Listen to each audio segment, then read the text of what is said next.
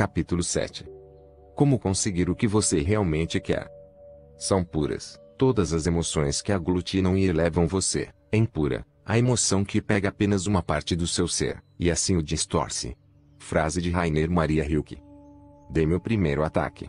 Elvis Presley sempre pedia a primeira dose assim, cumprindo um bizarro ritual diário, destinado a providenciar para que dormisse, depois de uma noite de extenuante desempenho. O assistente de Elvis abriu o primeiro envelope e lhe dava o de sempre, um sortimento multicolorido de barbitúricos, amital, carbrital, nembutal ou seconal, qualudes, valium e placidil, seguindo-se 3 doses de demerol, injetadas logo abaixo das omoplatas. Antes que Elvis dormisse, o pessoal da cozinha, que se mantinha de plantão 24 horas por dia, punha-se a trabalhar. Apostava-se quanta comida ele conseguiria consumir antes de pegar no sono. Tipicamente, ele comia 3 cheeseburgers e 6 ou 7 bananas splits, antes de apagar. Muitas vezes, seus assistentes tinham de remover alimentos de sua traqueia, para que ele não sufocasse até a morte. Elvis dormia durante cerca de 4 horas, antes de voltar a se agitar. Tão tonto que tinha de ser carregado para o banheiro. Ele fazia o segundo pedido com um débil puxão na camisa do assistente. Elvis era incapaz de tomar as drogas sozinho, e por isso o assistente enfiava as pílulas em sua boca, e despejava água para que descessem pela garganta. Elvis quase nunca conseguia pedir o terceiro ataque. Em vez disso, como uma questão de rotina, um assistente ministrava a dose, e deixava-o dormir até o meio da tarde, quando o inchado astro do rock impulsionava o corpo com dexedrina e chumaços de algodão com cocaína metidos nas narinas, antes de aparecer outra vez no palco. No dia de sua morte, Elvis permaneceu lúcido, e saltou todos os ataques para tomar uma dose fatal. Porque um homem assim, adorado pelos fãs no mundo inteiro e parecendo ter tudo, abusava tanto de seu corpo, e ao final acabou com a própria vida, de uma maneira horrível. Segundo David Stanley, meio-irmão de Elvis, era porque ele preferia ficar drogado e entorpecido, a se sentir consciente e angustiado. Infelizmente, não é difícil lembrar outras pessoas famosas, pessoas no topo de suas profissões, nas artes ou nos negócios, que também provocaram a própria morte, de uma forma direta ou indireta. Basta pensar em atores como Robin Williams, Marilyn Monroe, cantores como Michael Jackson, Amy Winehouse, entre outros. O que essas pessoas têm em comum? Primeiro, não estão mais conosco, e todos sentimos sua falta. Segundo, todas receberam uma promessa de que algum dia, alguém, de alguma forma, alguma coisa. E então eu serei feliz. Mas quando alcançaram o sucesso, quando chegaram ao auge, e puderam ver de perto o sonho americano, descobriram que a felicidade ainda se esquivava. E, assim, continuaram a persegui-la, mantendo a angústia da existência à distância com a bebida, o fumo, comida em excesso, até que encontraram o fim por que tanto ansiavam. Nunca descobriram a verdadeira fonte da felicidade. O que ficou demonstrado por essas pessoas é algo bastante familiar para muita gente. 1. Não sabiam o que realmente queriam da vida, e por isso se distraíram com uma variedade de ânimos artificiais alterantes. 2. Desenvolveram não apenas trilhas neurológicas, mas vias expressas para a dor, e seus hábitos as levavam a percorrer esses caminhos numa base irregular. Apesar de alcançarem o nível de sucesso com que outrora haviam apenas sonhado, e apesar de cercadas pelo amor e admiração de milhões de fãs, tinham muito mais referências para a dor. Tornaram-se eficientes em gerá-la, depressa e com facilidade, porque haviam criado linhas-troncos para alcançá-la. 3. Não sabiam como fazer para se sentirem bem. Tinham de recorrer a alguma força exterior para ajudá-las a lidar com o presente. 4. Nunca aprenderam as engrenagens de como orientar conscientemente o foco de suas mentes. Permitiram que a dor e o prazer do ambiente as controlasse, em vez de assumirem o controle. Agora, compare essas histórias com uma carta que recebi recentemente de uma mulher que utilizou meu trabalho para mudar de um jeito total e absoluto a qualidade de sua vida. Prezado Tony, fui bastante maltratada durante toda a minha vida, desde a infância até a morte de meu segundo marido. Em decorrência dos abusos e traumas profundos, desenvolvi uma doença mental conhecida como distúrbio de múltipla personalidade, com 49 personalidades diferentes. Nenhuma das minhas personalidades tinha conhecimento das outras, ou o que acontecera em cada uma de suas vidas. O único alívio que eu tinha, em 49 anos de existência como uma múltipla, assumia a forma de um comportamento autodestrutivo. Sei que parece estranho, mas a automutilação me proporcionava algum alívio. Depois de uma das minhas muitas tentativas de suicídio, fui internada no hospital e entregue aos cuidados de um médico. A fim de integrar as personalidades, eu precisava voltar ao trauma original que criara cada personalidade. Esse trauma devia ser lembrado, revivido, sentido. Cada um dos meus halteres cuidava de uma função específica, uma capacidade seletiva de recordação, e em geral tinha um único tom emocional. Trabalhei com um especialista no campo da MPD, e ele me ajudou a integrar todas as 49 personalidades em uma só. O que me sustentou ao longo de todos os diferentes processos que usamos foi o sentimento de que muitas das minhas personalidades eram bastante infelizes, e que minha vida se tornara tão caótica. Um alter não sabia o que o outro fazia, e nos descobríamos em todos os tipos de lugares e situações, a tal ponto que não tinha a menor lembrança depois que ocorria a troca. Pensamos que seríamos felizes ao nos tornarmos uma só, o supremo objetivo. Essa foi minha concepção errada. E que tremendo choque. Vivi um ano de inferno. Descobri-me extremamente infeliz, e lamentado por cada uma das minhas personalidades. Sentia saudade de cada uma das minhas pessoas, e às vezes as queria de volta, do jeito como eram antes. O que era muito difícil, e cometi mais 3 tentativas de suicídio naquele ano, até ser outra vez internada no hospital. Durante o último ano, assisti por acaso o seu programa na TV, e encomendei sua série de fitas para 30 dias, Poder Pessoal. Escutei-as muitas vezes, absorvendo qualquer coisa que pudesse usar. Minha abertura surgiu quando comecei a escutar suas Power Talk mensais. Aprendi com você coisas como um ser único que nunca aprendera como uma múltipla. Aprendi, pela primeira vez em 50 anos, que a felicidade vem de dentro. Como um ser único. Tenho agora as lembranças dos horrores que cada uma das 49 personalidades sofreu. Quando essas lembranças afloram, sou capaz de contemplá-las, e se por acaso se tornam insuportáveis, posso agora mudar o foco, como aprendi com você, e não de uma forma dissociativa, como fazia antes. Não preciso mais entrar num transe de amnésia, e assumir outra personalidade. Estou aprendendo mais e mais sobre mim mesma, e também aprendendo a viver como um ser único. Sei que tenho um longo caminho a percorrer, e muita exploração a realizar. Comecei a definir meus objetivos, e a planejar como alcançá-los. Por enquanto, já estou emagrecendo, e pretendo atingir meu peso ideal no Natal, um belo presente para mim. Também sei que gostaria de ter um relacionamento com um homem, saudável, sem abusos. Antes de ser internada no hospital, eu trabalhava na IBM, e tive 4 pequenas empresas. Hoje, estou dirigindo uma nova empresa, muito satisfeita com o aumento nas vendas que consegui promover, depois que recebi alta do hospital. Passei a conhecer melhor meus filhos e netos, mas, ainda mais importante, passei a conhecer a mim mesma, atenciosamente. Elizabeth Petruzak. Publicada com permissão. Hoje, essa corajosa mulher não apenas voltou a trabalhar, mas também faz serviços voluntários no hospital. O que você quer? Pergunte a si mesmo o que realmente deseja na vida. Quer um casamento amoroso, o respeito de seus filhos, quer muito dinheiro, carros velozes, um empreendimento próspero, visitar lugares exóticos, ver pessoalmente monumentos históricos, quer ser idolatrado por milhões de pessoas como artista do rock, ou se tornar uma celebridade com sua estrela na calçada da fama. Quer deixar sua marca para a posteridade como inventor de uma máquina de viajar no tempo? Quer trabalhar como Madre Teresa para salvar o mundo, ou assumir um papel ativo na criação de um impacto ecológico? Qualquer que seja a coisa que você queira ou anseie, deve perguntar a si mesmo, por que eu quero isso? Não deseja belos carros, por exemplo, porque no fundo anseia pelos sentimentos de realização e prestígio que acha que acarretariam. Porque deseja uma vida familiar maravilhosa. É porque acha que lhe proporcionará sentimentos de amor, intimidade, afeição. Quer salvar o mundo por causa dos sentimentos de contribuição e fazer uma diferença que acredita que isso lhe trará. Em suma, não é verdade que no fundo você quer apenas mudar a maneira como se sente. Tudo se resume ao fato de que você quer essas coisas ou resultados porque as encara como um meio de alcançar determinados sentimentos, emoções ou estados que deseja. Quando beija alguém, o que o faz se sentir bem naquele momento? E o tecido me em contato com o tecido humano que desencadeia o sentimento? Claro que não. Se fosse verdade, beijar seu cachorro proporcionaria a mesma coisa. Todas as nossas emoções nada mais são do que uma agitação de tempestades bioquímicas no cérebro. E podemos acioná-las a qualquer momento. Mas primeiro devemos aprender a assumir o controle consciente delas, em vez de viver em reação. A maioria das reações emocionais são adquiridas do ambiente.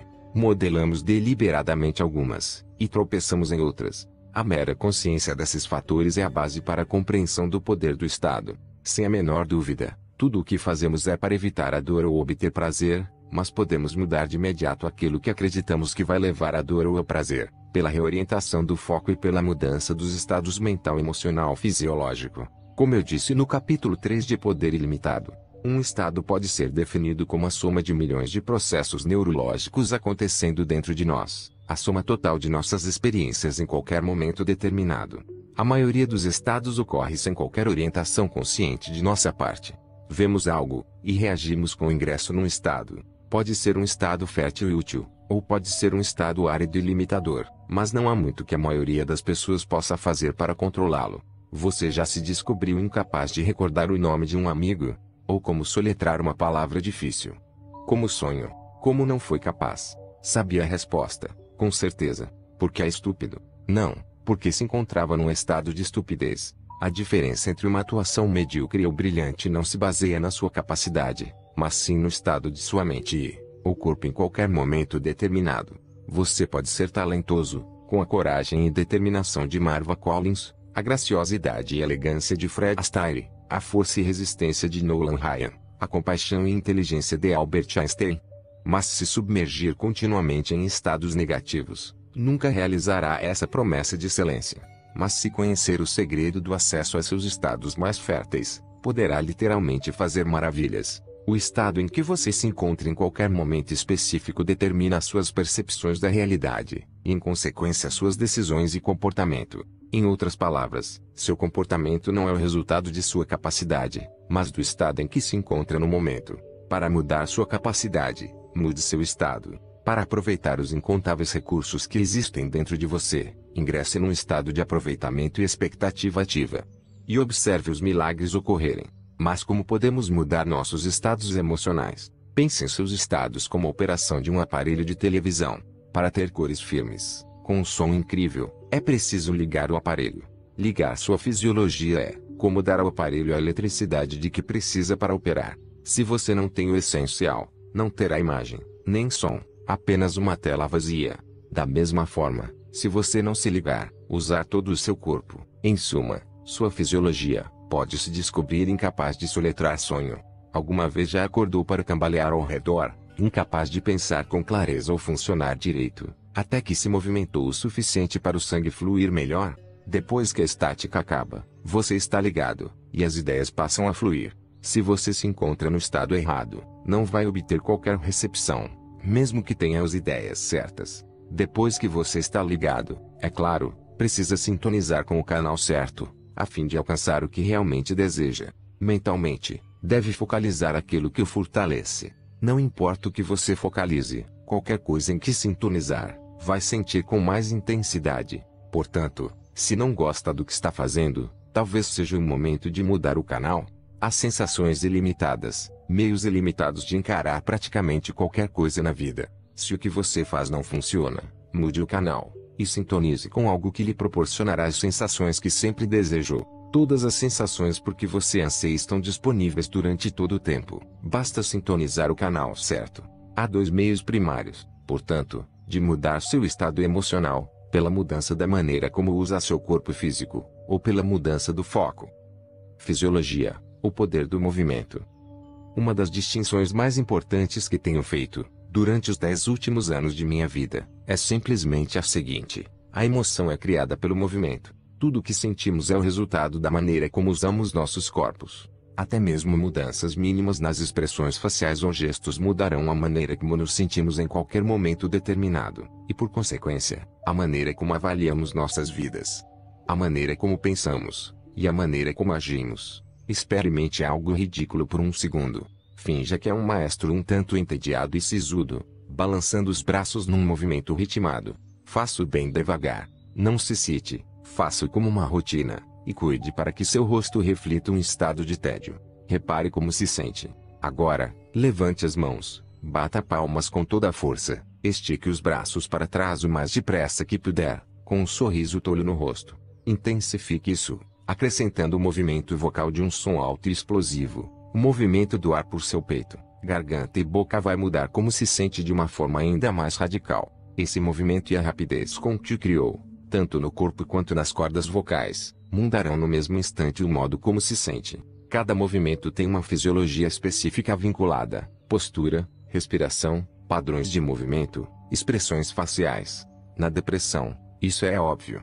Em Poder Sem Limites, falei sobre os atributos físicos da depressão, onde seus olhos se focalizam, qual é sua postura, e assim por diante. A partir do momento em que aprende a usar o corpo quando se encontra em determinados estados emocionais, você pode retornar a esses estados, ou evitá-los, pela simples mudança de sua fisiologia. O problema é que a maioria das pessoas se limita a apenas uns padrões usuais de fisiologia. Nós os assumimos de forma automática, sem compreender como é grande o papel que desempenham na determinação de nosso comportamento de um momento para o outro.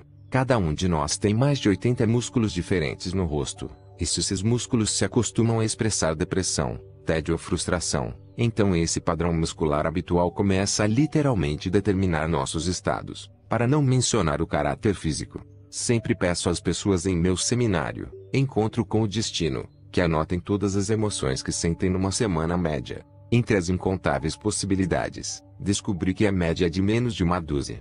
Por quê? Porque a maioria das pessoas tem padrões limitados de fisiologia, o que resulta em padrões limitados de expressão.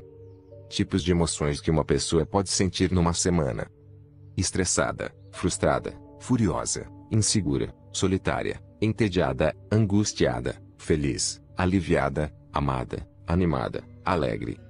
É um cardápio bem curto de opções emocionais, quando se considera os milhares de atraentes estados disponíveis. Tome cuidado para não se limitar a uma lista tão curta. Sugiro que aproveite todo o buffet, experimente coisas novas, e cultive um paladar refinado. Que tal experimentar mais entusiasmo, fascínio, jovialidade, intriga, sensualidade, desejo, gratidão, encantamento, curiosidade, criatividade, capacidade, confiança, indignação, ousadia, reflexão, bondade, gentileza, humor? Por que não organizar a sua própria lista longa? Você pode experimentar qualquer dessas coisas pela simples mudança da maneira como usa seu corpo. Pode se sentir forte, pode sorrir, pode mudar qualquer coisa num instante com uma simples risada. Você já deve ter ouvido o adágio antigo: algum dia você vai olhar para trás e rir disso. Se é verdade, por que não olhar para trás e rir agora? Por que esperar? Desperte seu corpo, aprenda a pô-lo em estados agradáveis, não importa o que possa ter acontecido. Como? Crie energia pela maneira como pensa em alguma coisa de modo reiterado, e mudará as sensações que vinculará a essa situação no futuro. Se repetidamente usar o corpo de maneira fraca, se arriar os ombros numa base irregular, se andar como se estivesse cansado, você vai mesmo se sentir cansado. Como poderia fazer o contrário? O corpo segue suas emoções. O estado emocional começa a afetar o corpo, e se torna uma espécie de círculo vicioso. Repare na maneira como está sentado neste momento. Trate de se impertigar, crie mais energia em seu corpo, enquanto continua não apenas a ler, mas também a absorver esses princípios. Quais são as coisas que você pode fazer imediatamente para mudar seu estado, e com isso a maneira como se sente e o seu desempenho? Aspire fundo, através do nariz, exale com força pela boca. Põe um enorme sorriso no rosto, sorria para seus filhos. Se quer de fato mudar sua vida, assuma um compromisso, para os próximos 7 dias, de passar 1 minuto, 5 vezes por dia, sorrindo de orelha a orelha, diante do espelho. Vai se sentir meio idiota, mas lembre-se de que com esse ato físico estará acionando a parte correspondente do cérebro, e criando um caminho neurológico para o prazer que se tornará habitual. Portanto, faça isso. E divirta-se. Melhor ainda, saia para trotar, em vez de correr. É uma maneira poderosa de mudar seu estado, porque acarreta 4 coisas. 1. É um excelente exercício. 2. Exigirá menos esforço do corpo que a corrida. 3. Você não conseguirá manter uma expressão séria. E 4. Vai divertir todo mundo que passar. Ou seja, estará mudando também os estados de outras pessoas, fazendo-as rir. E que coisa poderosa é o riso. Meu filho Joshua tem um amigo chamado Matt que ri com tanta facilidade que se torna contagiante, e todos ao redor desatam a rir também. Se você quer realmente melhorar sua vida, aprenda a rir. Além dos 5 sorrisos por dia, obrigue-se a rir sem qualquer motivo, 3 vezes por dia, durante 7 dias. Numa pesquisa recente, realizada pela revista Entertainment Weekly, descobriu-se que 82% das pessoas que vão ao cinema querem rir, 7% querem chorar, e 3% querem gritar. Isso dá uma ideia do quanto prezamos as sensações de riso, acima de muitas outras coisas. E se você leu os livros de Norman Cousins, ou do Dr. Deepak Chopra, ou do Dr. Bernie Siegel, ou se estudou alguma coisa de psiconeuroimunologia, sabe o que o riso pode fazer pelo corpo físico, estimulando o sistema imunológico. Por que não encontrar alguém que ria, e imitá-lo? Divirta-se um pouco. Diga, pode me fazer um favor? Você tem uma risada sensacional. Gostaria de imitá-lo. Pode me ensinar? Garanto que vão rir um do outro no processo. Respire da maneira como a outra pessoa respirar. Assuma a mesma postura, os mesmos movimentos do corpo. Use as mesmas expressões faciais. Imite os mesmos sons. Vai se sentir um idiota quando começar, mas depois de algum tempo pegará o jeito, e logo os dois estarão rindo histericamente, por parecerem tão tolos. No processo, porém, você começará a abrir a rede neurológica para criar o riso numa base regular. À medida que fizer isso, muitas e muitas vezes, vai descobrir que rir se torna mais fácil, e com certeza se divertirá. Conhecemos muito, sentimos pouco, ou pelo menos sentimos bem pouco das emoções criativas de que uma boa vida deriva. Frase de Bertrand Russell. Qualquer um pode continuar a se sentir bem, se já se sente bem, não é preciso muito esforço para conseguir isso. Mas o fundamental na vida, é ser capaz de se fazer sentir bem, quando a pessoa não se sente bem, ou quando nem mesmo quer se sentir bem. Saiba que você pode fazer isso num instante, usando o corpo como um instrumento para mudar de estado. Depois de identificar a fisiologia ligada a um estado, você pode usá-la para criar à vontade os estados que deseja. Trabalhei há alguns anos com John Denver, um homem que me impressiona não apenas por seu talento musical, mas também porque sua personalidade particular tem uma consonância absoluta com a imagem pública. O motivo para o seu êxito é evidente. Trata-se de um homem excepcionalmente simpático e solícito. Trabalhamos juntos porque ele estava experimentando o bloqueio do Criador. Identificamos as ocasiões em que escreveu suas melhores canções, e descobrimos que a inspiração surgira quando fazia algo físico. Em geral, uma canção inteira fluía por sua mente depois que esquiava por uma montanha abaixo, voava em seu jato ou bimotor, andava em seu carro esporte em alta velocidade. Quase sempre havia velocidade envolvida, e o fluxo de adrenalina, junto com a experiência de focalizar a beleza da natureza, desempenhava um papel importante em sua estratégia criativa. Na ocasião, ele experimentava algumas frustrações em certas áreas de sua vida, e não mantinha a mesma atividade intensa ao ar livre. Bastou efetuar essa mudança, com a recuperação de uma fisiologia forte, para que ele conseguisse restaurar a certeza e fluxo de sua criatividade sem demora. Todos nós temos a capacidade de promover mudanças assim, em qualquer ocasião. Apenas mudando nossa fisiologia, podemos mudar o nível de desempenho. Nossa capacidade sempre existe, e o que temos de fazer é ingressarmos nos estados em que se torna acessível. A chave para o sucesso, portanto, é criar padrões de movimento que criem confiança, um senso de força, flexibilidade, um senso de poder pessoal, e diversão. Compreenda que a estagnação decorre da falta de movimento. Pode pensar num velho, alguém que não circula muito. Envelhecer não é uma questão de idade, é uma ausência de movimento. E a suprema ausência de movimento é a morte. Se avistar crianças andando por uma calçada depois da chuva, e houver uma poça à frente, o que elas farão quando lá chegarem? Vão pular a poça. E também vão rir, se molhar, e se divertir. O que faz uma pessoa mais velha? Contorna a poça? Não se limita a contorná-la, pois vive sempre se queixando.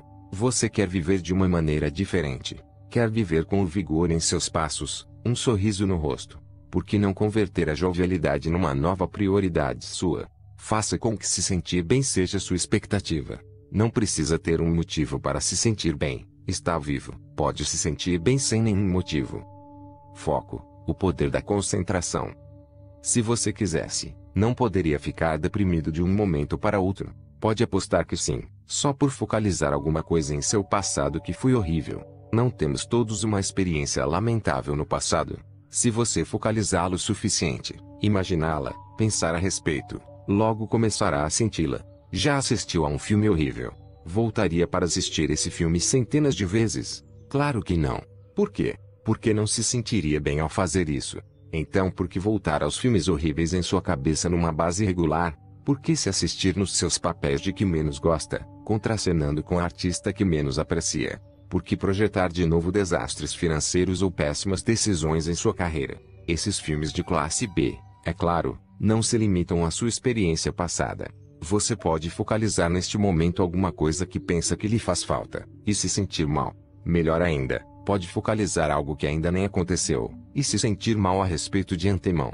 Você pode rir disso agora, mas infelizmente é o que a maioria das pessoas faz todos os dias. Se quisesse sentir como se estivesse em êxtase neste momento, não seria possível. Você pode fazê-lo com a mesma facilidade. É capaz de focalizar ou recordar um momento em que experimentou um êxtase total e absoluto. É capaz de focalizar como seu corpo se sentiu. É capaz de lembrar com detalhes tão vividos que se torne de novo plenamente associado a esses sentimentos. Pode apostar que sim. E você também é capaz de focalizar as coisas em sua vida com que se sente extasiado neste momento, em tudo que sente que é maravilhoso em sua vida. E pode focalizar as coisas que ainda não aconteceram, e se sentir bem a respeito de antemão. Esse é o poder que os objetivos oferecem, e o motivo pelo qual vamos focalizá-los no capítulo 11. Tudo o que focalizamos se torna nossa ideia da realidade. A verdade é que bem poucas coisas são absolutas. De um modo geral, como você se sente sobre as coisas, e o significado de uma experiência em particular, tudo dependerá do seu foco. Elizabeth, a mulher com o distúrbio de múltipla personalidade, estivera em dor constantemente. Seu caminho de fuga foi criar uma nova personalidade para cada incidente que tinha de enfrentar emocionalmente. Isso lhe permitia mudar o foco, ver o problema através dos olhos de outra pessoa. Contudo, ela ainda sentia a dor, mesmo depois da integração. Só depois que aprendeu a controlar seu estado, pela mudança consciente de sua fisiologia e foco, é que se tornou capaz de assumir o controle de sua vida. O foco não é a verdadeira realidade, porque é a visão de uma pessoa, é apenas uma percepção do modo como as coisas realmente são. Pense nessa visão, o poder do nosso foco, como sendo a lente de uma câmera. A lente mostra apenas a imagem e o ângulo que você focalizou. Por isso, as fotografias que você tira podem com a maior facilidade distorcer a realidade, apresentando apenas uma parcela mínima da imagem ampla. Vamos supor que você foi a uma festa sem sua câmera, sentou num canto, focalizou um grupo de pessoas discutindo. Como essa festa seria representada? Seria projetada como uma festa desagradável e frustrante, em que ninguém se divertiu, e todos brigaram. E é importante para nós lembrar que a maneira como representamos as coisas na mente vai determinar como sentimos. Mas o que aconteceria se você focalizasse sua câmera em outro ponto da sala, onde as pessoas riam, contavam piadas, se divertiam? Mostraria ter sido a melhor das festas, com todo mundo se divertindo demais. É por isso que há tanta repercussão com as biografias não autorizadas. São apenas a percepção de uma pessoa sobre a vida de outra pessoa. E, com frequência, essa visão é oferecida por pessoas cuja inveja lhes proporciona um interesse velado em distorcer as coisas. O problema é que a visão da biografia se limita apenas ao ângulo de câmera do autor, e todos sabemos que as câmeras distorcem a realidade. Um close pode fazer as coisas parecerem maiores do que são na verdade. E quando manipulada com habilidade, uma câmera pode atenuar ou ofuscar partes importantes da realidade. Parafraseando Ralph Waldo Emerson, cada um de nós vê nos outros o que temos em nossos corações. O significado é muitas vezes uma questão de foco. Se você marcou uma reunião de negócios, e alguém não chega na hora, a maneira como se sente baseia-se rigorosamente no que focaliza. Representa em sua mente que a pessoa não apareceu na hora marcada porque não se importa, ou interpreta o fato como algum problema grave e inesperado que surgiu. Qualquer que seja, o foco vai com certeza afetar suas emoções. E se você se irritar com a pessoa, e o verdadeiro motivo para o atraso ter sido um esforço de última hora para lhe oferecer uma proposta melhor, lembre-se de que tudo o que focalizamos vai determinar como nos sentimos. Talvez não devêssemos tirar conclusões precipitadas. Precisamos escolher com todo cuidado o que vamos focalizar. O foco determina se você percebe sua realidade como boa ou má, se sente feliz ou triste. Uma metáfora fantástica para o poder do foco é encontrada nos carros de corrida. Uma verdadeira paixão para mim. Guiar um carro de corrida pode às vezes fazer com que voar num helicóptero ou jato pareça uma experiência das mais relaxantes. Num carro de corrida, não se pode permitir que o foco se desvie do resultado por um instante sequer. Sua atenção não pode se limitar ao lugar em que se encontra, também não pode se manter no passado, nem se fixar muito longe no futuro. Embora plenamente consciente do lugar em que você está, precisa antecipar o que vai acontecer no futuro próximo. Essa foi uma das primeiras lições que aprendi quando ingressei na escola de pilotos. Os instrutores puseram-me no que chamam de skid car, um carro que tem um computador embutido, com elevadores hidráulicos que podem levantar qualquer roda do chão a um comando do instrutor. A regra fundamental que eles ensinam é a seguinte: focalize para onde você quer ir, não o que você teme. Se você começa a derrapar, o carro fora de controle, a tendência é olhar para o muro que se aproxima. Mas se continuar a focalizá-lo, é exatamente lá que vai parar. Os pilotos sabem que você vai para onde olha, viaja na direção de seu foco. Se resistir ao medo, tiver fé, e focalizar para onde quer ir, suas ações o levarão nessa direção, e se for possível se desviar, você vai conseguir. Mas não terá a menor chance se focalizar o que teme. Invariavelmente, as pessoas dizem, mas você não ia bater de qualquer maneira? A resposta é que você aumenta suas chances ao focalizar o que quer. Focalizar a solução sempre redunda em seu benefício. Se você tem impulso demais na direção do muro, então focalizar o problema pouco antes da batida não vai ajudar de qualquer maneira. Quando os instrutores me explicaram isso pela primeira vez, balancei a cabeça e pensei, mas é claro, já sei de tudo isso. Afinal, ensino essas coisas. Na primeira vez em que saí na pista, junto com o instrutor, ele apertou de repente, sem que eu soubesse, o botão que levantava uma roda. Comecei a derrapar, incapaz de controlar o carro. E onde acha que meus olhos se fixaram? Pode apostar. No muro. Nos segundos finais, fiquei apavorado, porque sabia que ia bater. O instrutor pegou minha cabeça, virou-a para a esquerda, forçando-me a olhar na direção que eu precisava ir. O carro continuou a derrapar. Eu tinha certeza de que ia bater, mas fui forçado a olhar apenas para a direção que queria seguir. E olhando para essa direção, não pude deixar de virar o volante de acordo. O carro virou no último instante e evitamos a batida. Podem imaginar o meu alívio. Uma coisa que é útil saber a respeito de tudo isso: quando você muda seu foco, muitas vezes não muda de direção imediatamente. Isso não acontece também na vida. Há com frequência um lapso de tempo entre o momento em que você redireciona seu foco, e o instante em que seu corpo e experiência de vida o acompanham.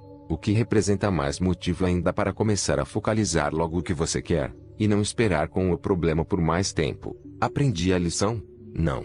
Eu tivera uma experiência, mas não criar uma neuroassociação bastante forte. Precisava me condicionar ao novo padrão. Na vez seguinte em que me aproximei do muro, o instrutor teve de gritar para me lembrar do meu objetivo.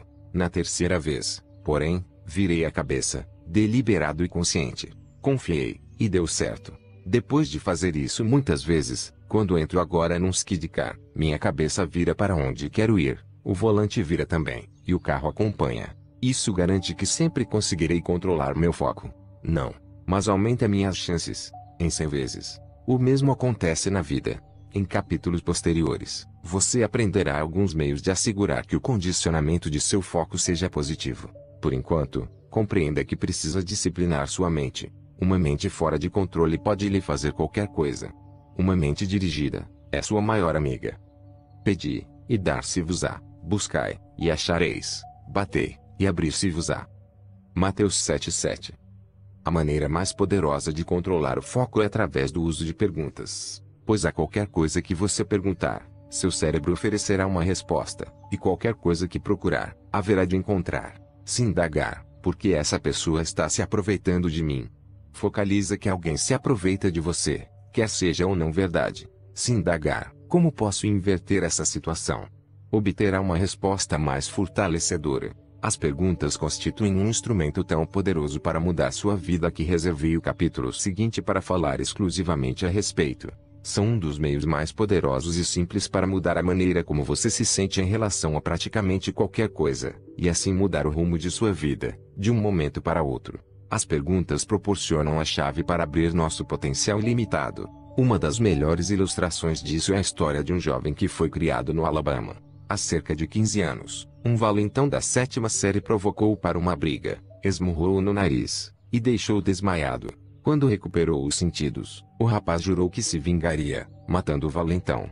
Foi em casa, pegou a pistola 22 da mãe, e saiu à procura de seu alvo. Naquele momento, seu destino pairava na balança. Com o valentão na mira da arma, ele podia disparar, e o colega se tornaria a história. Mas foi nesse instante que ele se fez uma pergunta: o que acontecerá comigo se puxar o gatilho? E outra imagem entrou em foco. a mais dolorosa que se podia imaginar. Naquela fração de segundo, em que a vida do rapaz poderia seguir por dois rumos muito diferentes, ele visualizou, com uma lucidez assustadora, como seria ir para a cadeia. Pensou em ter de passar a noite inteira acordado para evitar que os outros presos o estuprassem. Essa dor em potencial foi maior do que a expectativa da vingança. Ele desviou a arma e atirou numa árvore. Esse rapaz era Bo Jackson, e pela maneira como descreve a cena em sua biografia, não resta a menor dúvida de que nesse momento fundamental de sua vida a dor associada com a prisão foi uma força mais poderosa do que o prazer que ele pensava que matar outro rapaz lhe proporcionaria. Uma mudança de foco, uma decisão sobre dor e prazer, provavelmente fez a diferença entre um garoto sem futuro e uma das maiores histórias de sucesso atlético do nosso tempo.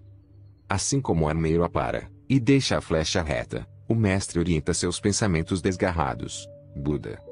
Não é apenas o que você focaliza, mas como. Nossa experiência do mundo é criada pela coleta de informações, com o uso dos 5 sentidos. Cada um de nós, no entanto, tende a desenvolver um modo de foco predileto, ou uma modalidade, como muitas vezes se chama. Algumas pessoas, por exemplo, recebem um impacto maior do que veem. O sistema visual tende a ser predominante. Para outras, os sons são o gatilho para as grandes experiências da vida, enquanto para alguns, o tato é a base de tudo. Mesmo dentro de cada um desses modos de experiência, porém, há elementos específicos de imagens, sons, ou outras sensações, que podem ser mudados para aumentar ou diminuir a intensidade da experiência. Esses ingredientes básicos são chamados de submodalidades. Por exemplo, você pode pegar uma imagem em sua mente, e depois pegar qualquer aspecto dessa imagem, uma submodalidade, e mudá-lo, para mudar seus sentimentos a respeito. Pode dar mais brilho à imagem, mudando no mesmo instante a quantidade da intensidade com que sente a experiência. Isso é conhecido como mudar uma submodalidade. Provavelmente o maior conhecedor de submodalidades é Richard Bandler, cofundador da programação neurolinguística. A linhagem de estudiosos desse assunto data do trabalho básico sobre os 5 sentidos de Aristóteles, que divide em categorias os modelos de percepção. Para uma análise mais detalhada das submodalidades, leia Poder Sem Limites, capítulos 6 e 8. Você pode elevar ou baixar radicalmente sua intensidade de sentimento em relação a qualquer coisa pela manipulação das submodalidades. Elas afetam como você se sente em relação a tudo. Se experimenta alegria, frustração, admiração ou desespero. Compreendê-las permite não apenas mudar como se sente em relação a qualquer experiência em sua vida, mas também mudar o que significa para você, e com isso o que pode fazer a respeito.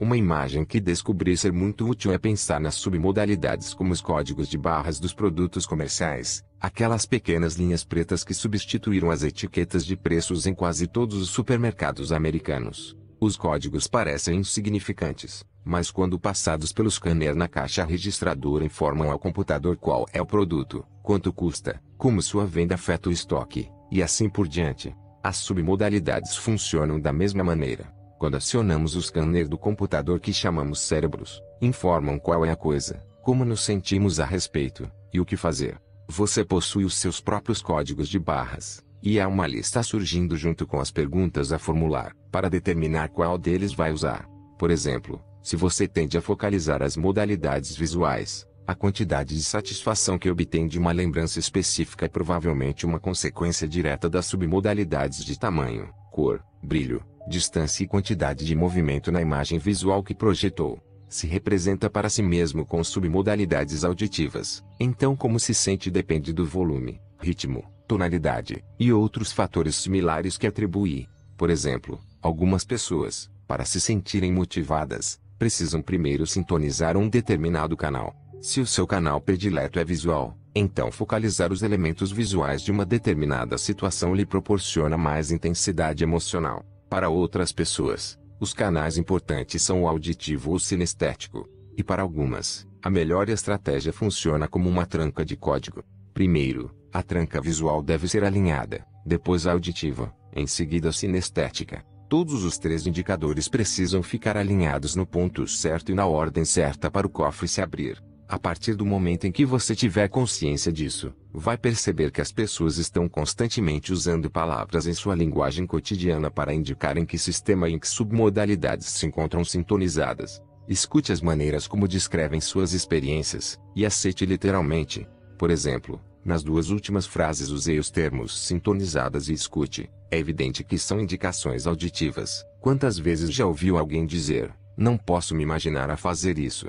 Estão dizendo qual é o problema. Se pudessem se imaginar a fazer, entrariam num estado em que sentiriam que poderiam fazer acontecer.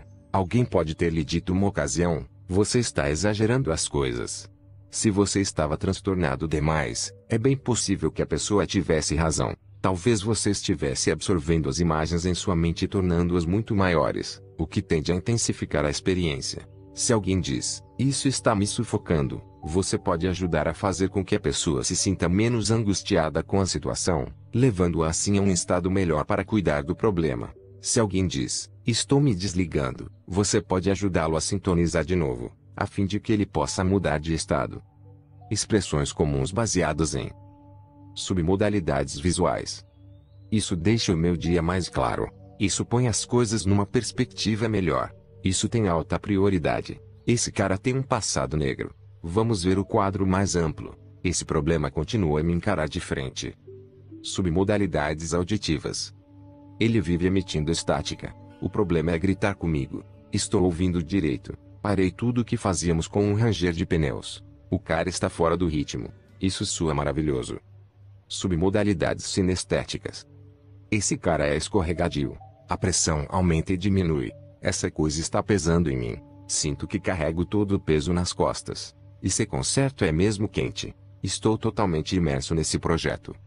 Nossa capacidade de mudar a maneira como sentimos depende da capacidade de mudar as submodalidades. Devemos aprender a assumir o controle dos vários elementos com que representamos as experiências, e mudá-los de uma maneira que apoie os resultados desejados. Por exemplo, você já se descobriu a dizer que precisa ficar à distância de um problema. Se isso já aconteceu, eu gostaria que tentasse uma coisa. Pense numa situação que o esteja desafiando no momento. Faça uma imagem em sua mente. Depois pense que está empurrando essa imagem para mais e mais longe. Paire por cima. Contemple o problema lá embaixo, com uma nova perspectiva. O que acontece com a sua intensidade emocional? Para a maioria das pessoas, diminui.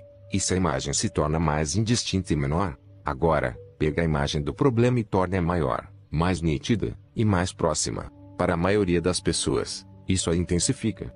Empurre a imagem para trás. Observe só a derretê-la. Uma mudança simples em qualquer um desses elementos é como mudar os ingredientes numa receita. Vão com certeza alterar o que você experimenta no corpo. Embora eu tenha discorrido a fundo sobre as submodalidades em Poder Sem Limites, volto ao assunto aqui porque quero ter certeza de que você vai absorver essa distinção. É fundamental para a compreensão de muito do trabalho que faremos neste livro.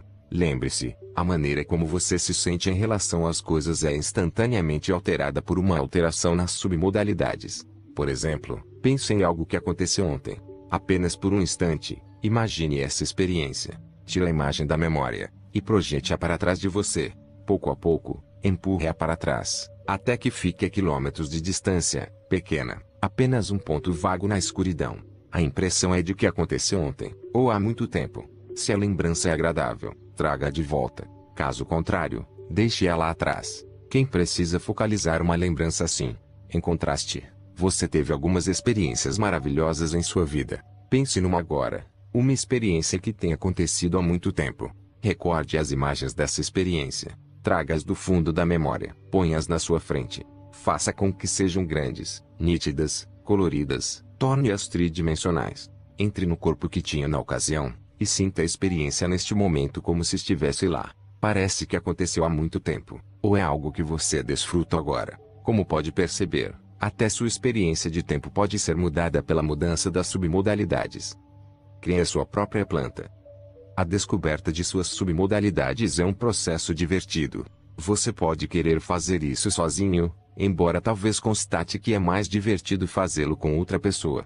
Isso o ajudará na acurácia. E se a outra pessoa também leu este livro, terá muito sobre o que conversar, e ainda uma testemunha do seu compromisso em assumir o controle pessoal. Agora, bem depressa, pense num momento de sua vida em que teve uma experiência bastante agradável, e faça o seguinte: classifique sua satisfação numa escala de 0 a 100, em que 0 é a total ausência de satisfação, e 100 o nível máximo de contentamento que poderia desfrutar. Digamos que você chegou a 80 nessa escala de intensidade emocional. Agora, Passe para a lista de possíveis submodalidades, e vamos descobrir que elementos são propensos a criar mais satisfação em sua vida do que outros, mais sentimentos de prazer do que sentimentos de dor. Comece a avaliar cada uma das perguntas contidas na lista de acordo com a sua experiência.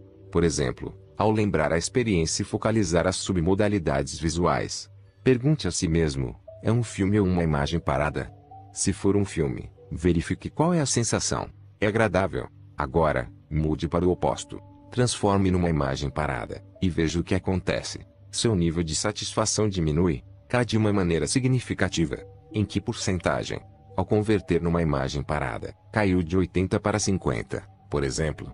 Anote o impacto que essa mudança causou, e assim poderá usar essa distinção no futuro. Restabeleça a forma inicial da imagem, ou seja, faça com que seja um filme de novo, se assim era, a fim de sentir que voltou a 80. Agora, passe para a pergunta seguinte na lista: é em cores, ou preto e branco? Se era em preto e branco, verifique a sensação. Passe para o oposto. Acrescente cor, e veja o que acontece. Isso eleva sua intensidade emocional acima de 80. Anote o impacto emocional. Se o leva a 95, pode ser um elemento valioso para lembrar no futuro. Por exemplo, ao pensar numa tarefa que geralmente evita, se acrescentar cor à imagem que faz dela, vai descobrir que sua intensidade emocional positiva aumenta no mesmo instante. Agora, volte a imagem a preto e branco. Observe o que acontece com sua intensidade emocional, e que grande diferença isso faz. Lembre-se de terminar sempre com a restauração do estado original, antes de passar para a pergunta seguinte. Devolva as cores, torne mais brilhante do que era antes, até se sentir envolto por cores vividas. O brilho é uma submodalidade importante para a maioria das pessoas. Dar mais brilho às coisas intensifica a sua emoção. Se você pensar na experiência agradável neste momento, e tornar a imagem mais e mais brilhante, provavelmente vai se sentir melhor, não é? Há exceções, é claro. Se você saborear a lembrança de um momento romântico, e de repente todas as luzes se acenderem, isso pode não ser muito apropriado. E se você tornar a imagem indistinta, escura, e desfocada, para a maioria das pessoas, isso a torna quase depressiva. Portanto, torne-a sempre cada vez mais brilhante. Continue pela lista, verificando qual dessas submodalidades visuais muda mais sua intensidade emocional. Ao recriar a experiência dentro de sua cabeça, como soa, o aumento do volume altera o nível de prazer que você sente. Como a aceleração do ritmo afeta seu contentamento. Até que ponto? Registre tudo, e altere tantos outros elementos quantos puder pensar. Se o que está imaginando é o som da voz de alguém, experimente com diferentes inflexões e sotaques, e note o que isso influi ao nível de contentamento que experimenta. Se mudar a qualidade do som de suave e mácio para áspero e estridente, o que acontece? Lembre-se de terminar com a restauração dos sons à sua forma auditiva original, a fim de que todas as qualidades continuem a criar prazer para você. Neste momento, você pode dar pausas neste vídeo, e verificar na tela a lista das possíveis submodalidades. Isso lhe auxiliará na execução do exercício.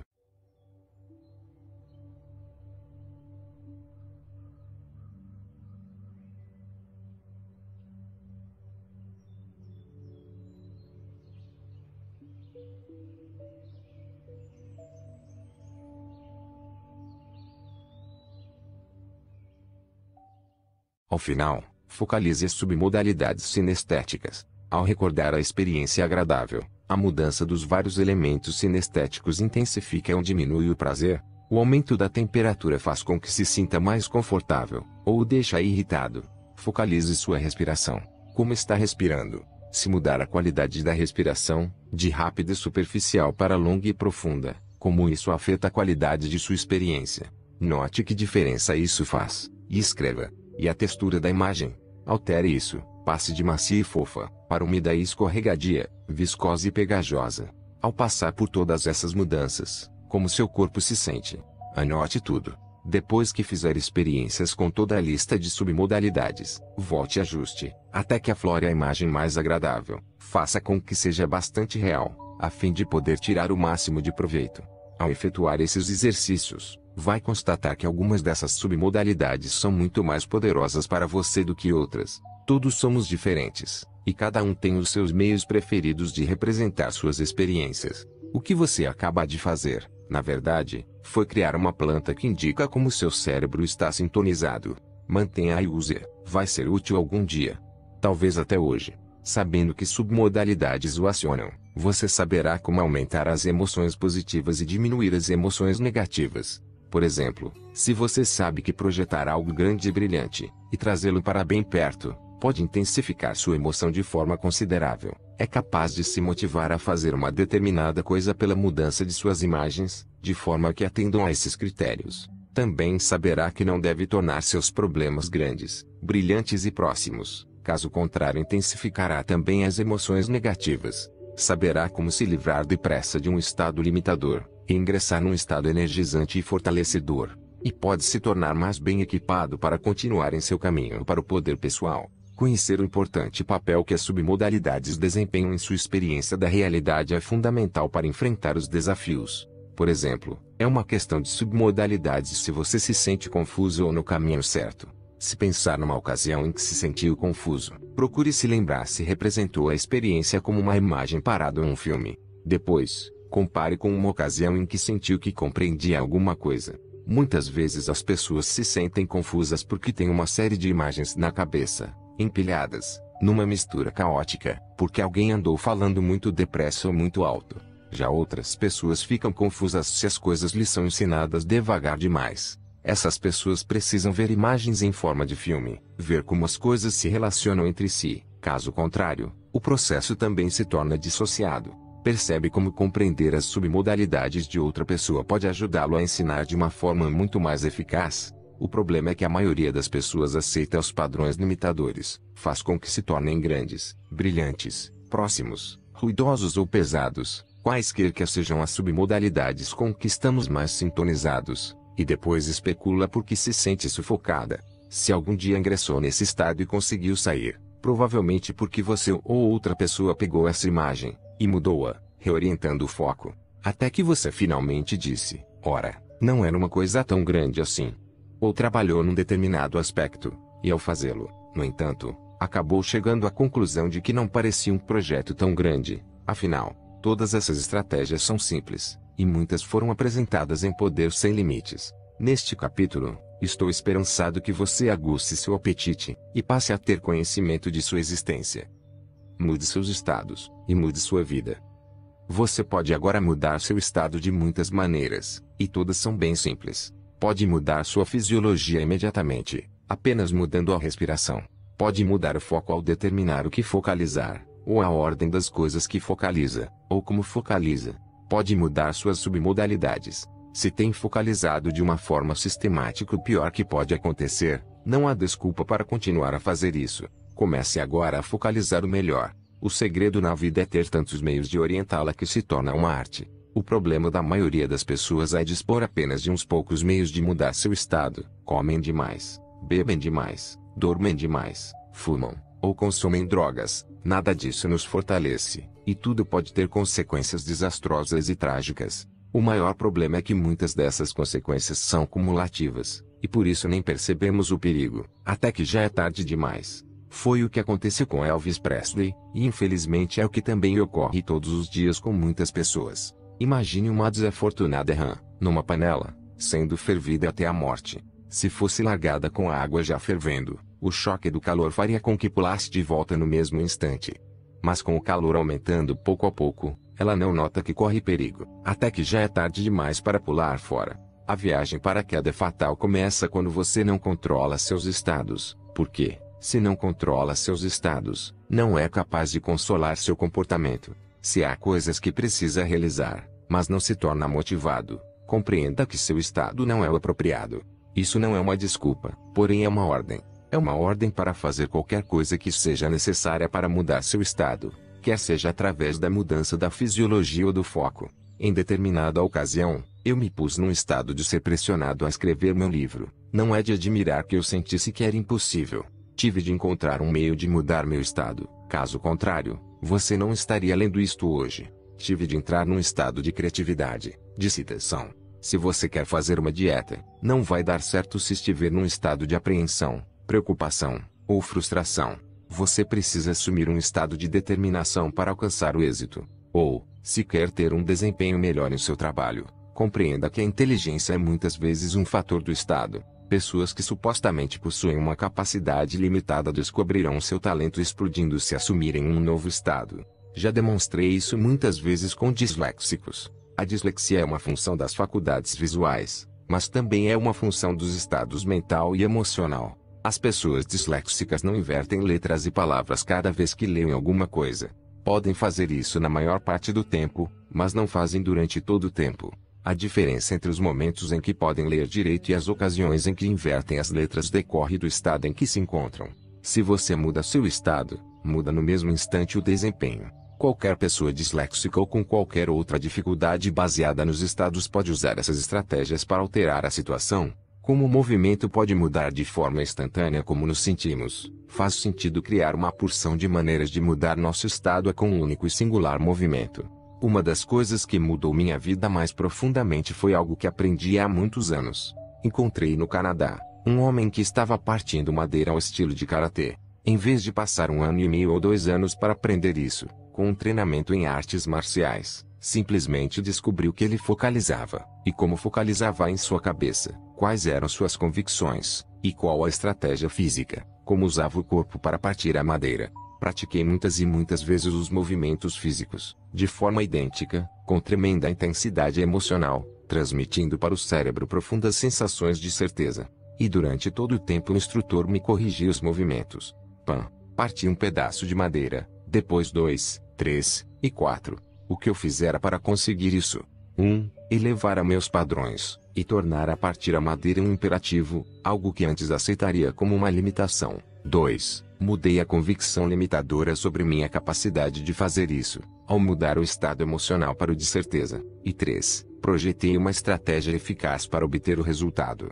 Esse ato transformou meu senso de poder e certeza por todo o meu corpo. Passei a usar o mesmo senso de certeza de partir madeira para realizar outras coisas que nunca imaginara que poderia alcançar, rompendo a barreira da protelação e alguns dos meus medos com a maior facilidade. Ao longo dos anos, continuei a usar e reforçar essas sensações. E depois de alguns anos, comecei a ensinar a outros, até a crianças, meninas de 11 e 12 anos, mostrando-lhes como aumentar seu amor próprio através de uma experiência que não pensavam que era possível. Mais tarde, comecei a usar isso como parte de meus seminários de poder ilimitado, baseados em vídeo, conduzidos pelas pessoas a quem concedo franquias, nossos consultores de desenvolvimento pessoal no mundo inteiro. Essas pessoas levam os participantes a superarem seus medos, em 30 minutos ou menos, e aprenderem como romper qualquer coisa que os contém na vida. Depois de partirem a madeira, aprendem a usar essa experiência para obterem o senso de certeza que é necessário na busca de qualquer coisa que desejam realizar na vida. É sempre fascinante ver um homem enorme que pensa que pode fazê-lo apenas com a força bruta subir no palco e fracassar, e depois observar uma mulher com metade do seu tamanho e massa muscular partir a madeira no instante, porque desenvolveu a certeza em sua fisiologia. Experiência não é o que acontece com um homem, é o que um homem faz com o que lhe acontece. Frase de Aldous Huxley.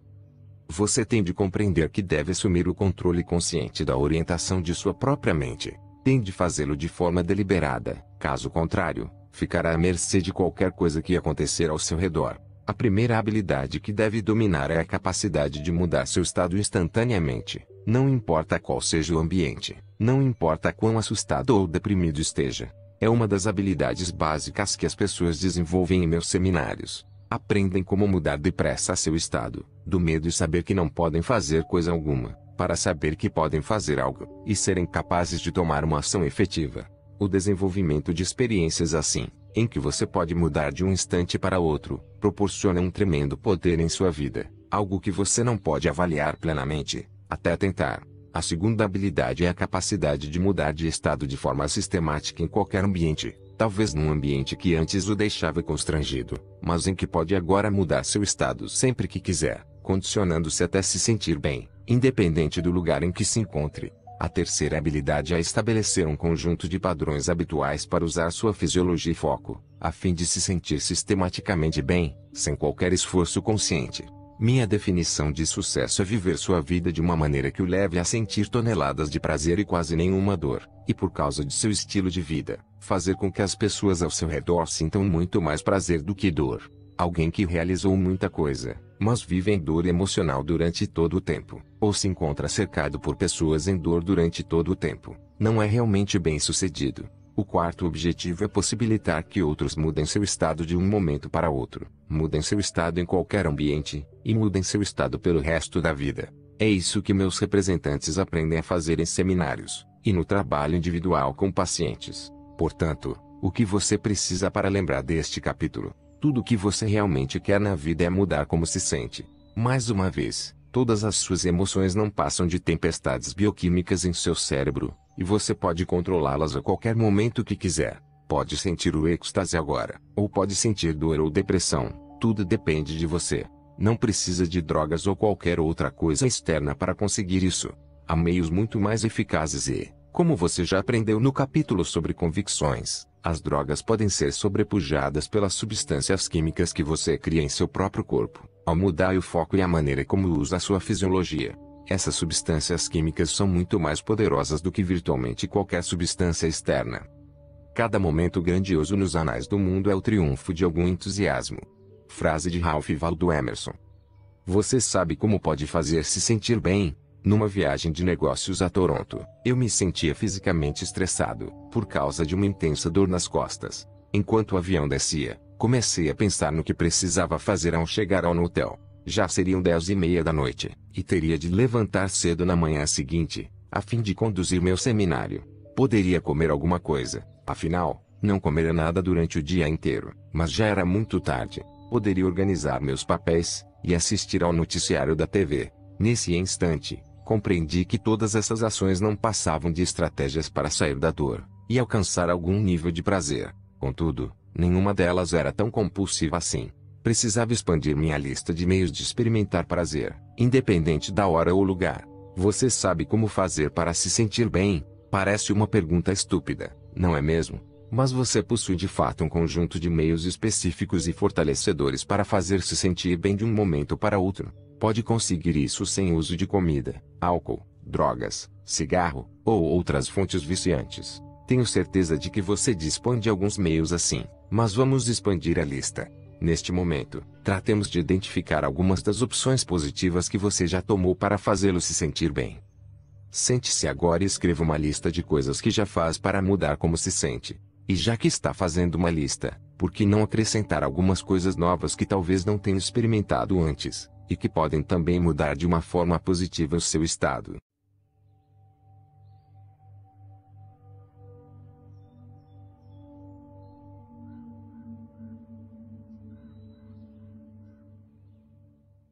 Não pare enquanto não tiver um mínimo de 15 e-mails para se sentir bem instantaneamente, e o ideal seria ter pelo menos 25. Este é um exercício a que você pode querer voltar, até ter 100 e-mails. Quando fiz minha lista, constatei que tocar música era um dos meios mais poderosos que eu podia usar para mudar meu estado num instante.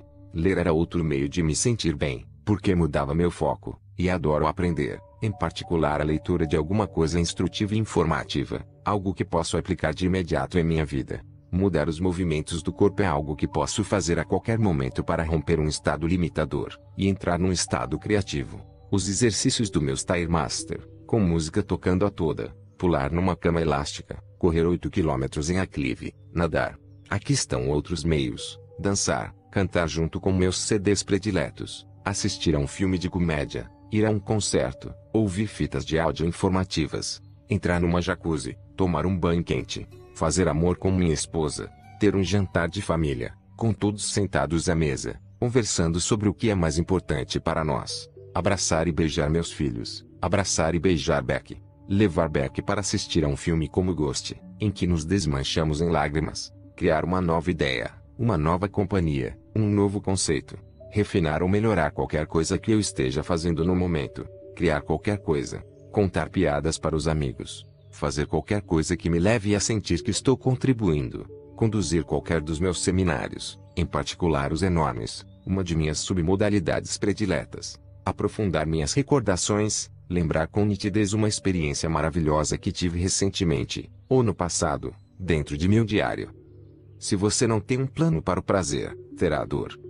Todo o segredo aqui é criar uma imensa lista de meios para se fazer sentir bem, a fim de não precisar recorrer a meios que sejam destrutivos. Se vincular a dor aos hábitos destrutivos, e mais prazer aos novos e fortalecedores, vai descobrir que a maioria destes é acessível na maior parte do tempo. Torne essa lista uma realidade. Desenvolva um plano para o prazer em cada um e todos os dias. Não se limite a acalentar a esperança de que o prazer vai surgir de alguma forma. Prepare-se para o êxtase. Abra espaço para o prazer. Estamos falando aqui, mais uma vez, sobre o condicionamento do sistema nervoso, corpo e foco mental, para uma busca incessante, a fim de que tudo em sua vida o beneficie. Basta lembrar que se você continua a ter um padrão emocional limitador, é porque está usando o corpo de uma maneira habitual, ou ainda focaliza de um meio enfraquecedor. Se é o seu foco que precisa ser alterado, há um instrumento incrível que pode mudá-lo no instante.